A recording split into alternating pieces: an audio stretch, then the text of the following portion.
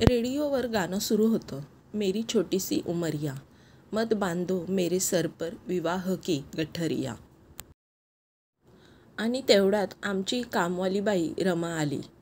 आल्या आल्याच, ताई आता मी 8 दिवस येणार नवं कामाला.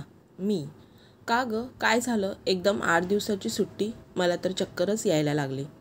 मागच्याच महिन्यात तू 4 दिवसाच्या सुट्ट्या घेतल्यास, आता परत नाही, अजिबात सुट्टी नाही मिळणार आता. अगं उद्या पाहुणे येणार आहेत आणि तू म्हणते. रमा, अव ताई ऐकून तर घ्या माय म्हणणं. माया मीनाचं लगीन करायचं हाय यंदा, तर पाहुणे येऊन राहिले पवाले म्हणून शानबाई सुट्टी पाहिजे होती. पक्कच समजा. तशी मी समाजसेविका आणि वरून ही अशा गोष्टी करते. मी, अगं पण मीना तर खूप लहान आहे. अजून फक्त 14 वर्षाची तर आहे ती, आणि लग्न करते म्हणतेस तिचं. रमा, अव ताई झाली की ती आता मोठी, 6 महिने झाले. रमा अन रघु यांना 2 मुली आणि 1 मुलगा. मोठी मीना 14 वर्षाची, सुमी 12 वर्षाची, तर छोटू 10 वर्षाचा. रमा धुणी भांडी करायची तर रघु रिक्षा चालवायचा. व्यसन वगैरे काही नाही, खाऊन पिऊन सुखी कुटुंब होतं. मुली पण दिसायला देखण्या, अभ्यासात, घरकामात हुशार. नात्यातल्याच कोणीतरी सांगितलं एक मुलगा आहे, चांगला सरकारी नोकरीवर आहे, कोर्टात चपराशी आहे, देता का पोरगी? रमा रघुने विचार केला. घरी चालून आलेलं स्थळ आणि वरून सरकारी नोकरी, छानच की, उरकून टाकावे. पण तो वयाने मोठा म्हणजे तिच्यापेक्षा 15 वर्षाने मोठा.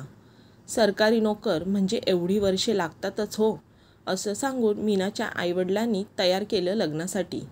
मी म्हटलं, अगं पण मीना तिची इच्छा, तिची मतं तिला विचारलं का तुम्ही?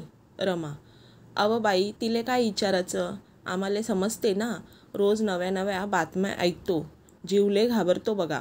एकदा का लगीन करून दिलं की जबाबदारी सुटली आहे की आपली. मला कळून चुकलं, हिला समजवण्यात काही अर्थ नाही, बोलायचं तर सरळ मीनाशीच. ठरल्याप्रमाणे मीनाला पाहायला आले, पसंतीही झाली. मी तिला घरी बोलावलं. तिला विचारलं, मीना खरं खरं सांग, तुला हे लग्न करायचंय? मीना रडत रडत, नाही हो काकू, मला लग्न नाही करायचंय, मला खूप शिकायचंय, नोकरी करून आपल्या पायावर उभं राहायचं आहे, दोघा बहीण भावास उच्च शिक्षण द्यायचं आहे. आई बाबा आमच्यासाठी खूप कष्ट करतात, त्यांना उतारवयात खूप आराम द्यायचा आहे, त्यांच्या स्वतःच्या घराचं स्वप्न पूर्ण करायचं आहे. खूप खूप स्वप्न आहे तो माझी, पण आई बाबा ऐकतच नाही. खूप आश्चर्य वाटलं मला तिच्या बोलण्याचं. इतक्या लहान वयात किती हा समजूतदारपणा, किती आत्मविश्वास. मीना, काकू तुम्ही समजवता ना आईबाबांना? मी वाचलंय पुस्तकात, लहान वयात लग्न नाही करायचं, त्याचे खूप दुष्परिणाम आहेत. पण आई ऐकतच नाही. मला कळून चुकलं, मीनाला लग्न करायचं नाही, पण पोरगी उजवायची घाई होती तिच्या आईला. 2-4 दिवसांनी मी तिच्या घरी गेले. मीना, तिचे आईबाबा आणि काही पाहुणे मंडळी घरी होती. कामाची लगबग सुरू होती. मला असं अचानकपणे घरी आलेलं पाहून रमा थोडी गोंधळली. या या ताई, बस ना. समोरच्या खुर्चीवर मी बसले आणि वेळ न दवडता सरळ मुद्द्यालाच हात घातला. हे बघा रमा, रघु, मला माहिती आहे तुम्हा दोघांनाही मीनाची काळजी आहे. तुम्ही जे मुलींसाठी कराल ते तुमच्या दृष्टीने नक्कीच योग्य असेल ते. पण इतक्या लहान वयात आणि तेही तिच्यापेक्षा 15 वर्षाने मोठ्या असलेल्या मुलासोबत तिचं लग्न कसं शक्य आहे? अहो, तिचं बालसुलभ वय, तिला उमलू द्या, फुलू द्या, तिचीही काही स्वप्न आहेत, ती पूर्णत्वास नेऊ द्या. अगं रमा, तू आई आहेस तिची, आणि मुख्य म्हणजे एक स्त्री आहेस. तू तिचं वर्तमान बघते, पण पुढच्या आयुष्याचा कधी विचार केलाय? लग्न, नंतर मुलं, सांसारिक जबाबदाऱ्या, तेही इतक्या लहान वयात झेपेल का गं?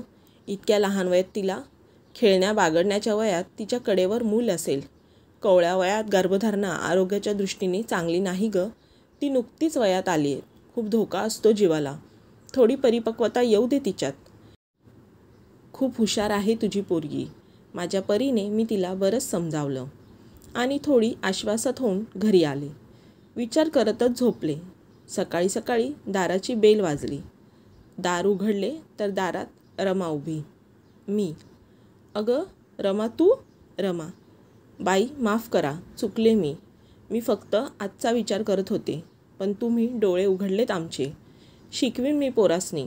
आज तिच्या चेहऱ्यावर आणि कामातही वेगळाच उत्साह होता.